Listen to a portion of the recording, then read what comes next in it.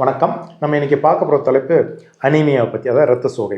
இது நிறைய பேர் இரத்த சோகையை கண்டுபிடிச்சி நம்ம சொன்ன உடனே அவங்களுக்கு வந்து ஒரு பயம் இல்லைனா ஒரு சந்தேகம் வரும். ஏன்னா முதல்ல அவங்க கேட்குற கேள்வி, கிட்னி இது அஃபெக்ட் பண்ணுமா?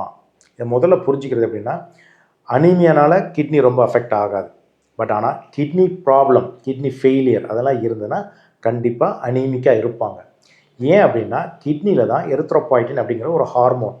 இந்த ஹார்மோனோட வேலை என்னென்னா, நம்ம உடம்புல இருக்கிற சத்துக்கெல்லாம் சேர்த்து அயன், விட்டமின் B12, புரோட்டீன், இது நமக்கு அதாவது அந்த இரத்த சிகப்பணுக்கள் உருவாக்கு தேவையான அனைத்தையும் செய்கிறது இந்த எரித்ரோபாய்டின். இப்போ கிட்னி ஃபெயிலியரில் இருந்தாங்கன்னா அவங்களுக்கு இந்த எரித்ரோபாய்டின் கம்மியாக இருக்கும். அதனால் கண்டிப்பாக அவங்க அனீமிக் ஆவாங்க.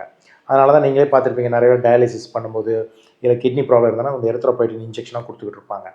பட் ஆனால் ரத்தம் கம்மியாக எனக்கு இருக்குது, அதாவது அனிமிக்காக இருக்கேன், அயன் டெஃபிஷியன்சி எனக்கு இருக்குது, விட்டமின் B12 டெஃபிஷியன்சி இருக்குது, அதனால எனக்கு கிட்னி அஃபெக்ட் ஆகுமானா கிடையாது. பட் ரொம்ப கம்மியாக இருக்குது. இப்போ நார்மலாக 12 கிராம் இருக்கிறவங்களுக்கு ஒரு 5 கிராம் 6 கிராம் போயிட்டாவே அது வந்து நம்ம ரத்தம் வந்து உடம்பு எல்லா இடத்துக்கும் போகணும். அப்போ வேணால் கொஞ்சம் பாதிப்புகள் இருக்காமே தவிர அதனால் கிட்னி ஃபெயிலியர்லாம் வராது.